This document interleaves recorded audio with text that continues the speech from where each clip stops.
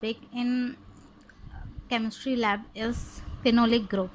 Phenols are compounds containing a hydroxyl group attached to an aromatic ring. The simplest phenol is C6H5OH.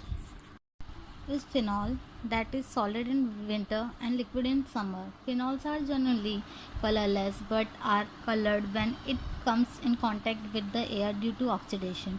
Other examples of phenols are O-cerols, M-cerols, P-cerols, quinols, catechol, etc. So you can see here the structure of some phenol which I have given in the examples. Next is the phenolic group can be detected by the following tests. First is litmus test. Phenol is a weak acid. It gives red color with the litmus paper. The discoloration of phenol in water is presented in this. You can see phenol when react with the water, it converted into phenol oxide ion and hydronium ion is removed, which result in delocation of the phenols in water. Second is ferric chloride test. Phenol react with ferric ion to form violet colored complex. Ferric chloride when combined with phenol it give violet colored ion. Here is the reaction you can see. Next is Lieberman's test when phenol is treated with sodium nitrate in the presence of concentrated H2SO4, deep blue or green color is produced. The blue or green color changes to red or brown color on the treatment with water.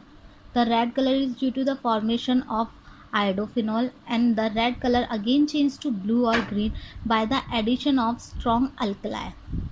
The blue or green color is due to the formation of iodophenols anions.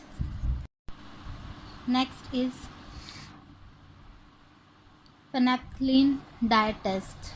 Phenol on heating with phenolphthalic anhydride in the presence of sulfuric acid produce phenolphthalein, which is colorless substance. Phenolphthalein gives pink color on treated with alkali. Next is test for aldehyde and ketone group.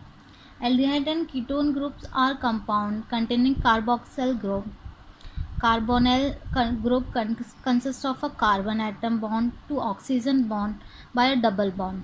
In anhydrous, the carbonyl carbon is attached to at least one hydrogen atom and to a carbon containing group.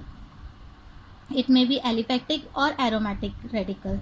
Formaldehyde is an exception in which carbonyl group is attached with two hydrogen groups. So in this, the carbonyl group carbon is attached only with one hydrogen group. Exception is carbonyl group, which attached with two hydrogen group is formaldehyde.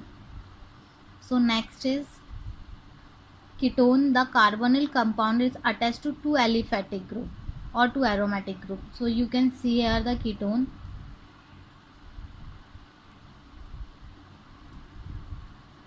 Carbonyl group in aldehyde and ketone are identified by the following tests. First is 2,4-dinitrophenyl hydrazine test, means 2,4-DNP test.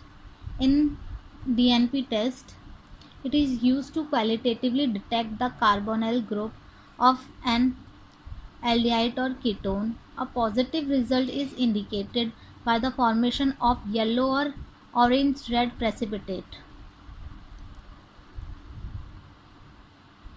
Second test is sodium bisulfite test. Most aldehyde and ketone give bisulfite addition product with sodium bisulfite, which is white crystalline in nature. So here we can see the reaction. It gives white crystalline color, so we can easily detect the test. Next is differentiating test for aldehyde. The major difference between aldehyde and ketone is that an aldehyde is readily oxidized to carboxylic acid, whereas ketone does not oxidize easily with carboxylic acid. This difference forms the basis of the test for distinguishing between aldehyde and ketone. The first test is Sniff's test. Aldehyde give pink or magenta color with Sniff's reagent. So if the compound is aldehyde by Sniff's reagent, it gives pink or magenta color.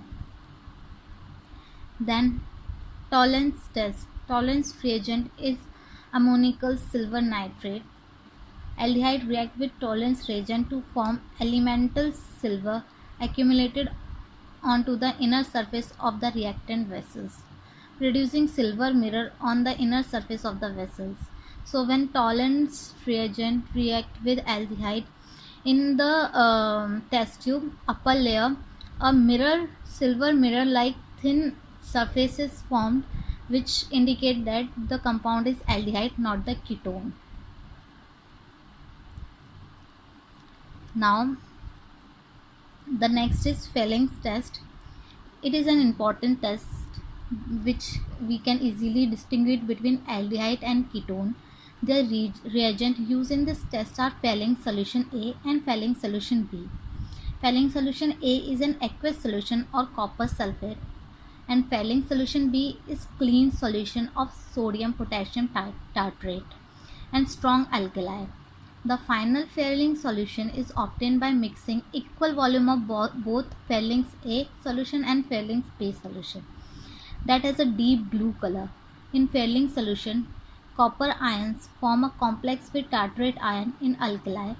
Aldehyde reduce the copper ion in the Felling solution to red precipitate of cuprous oxide, or we can say copper 1 oxide.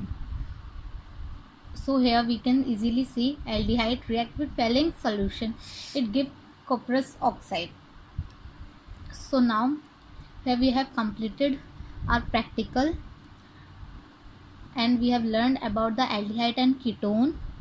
So thank you. For any query you can comment below. Thank you.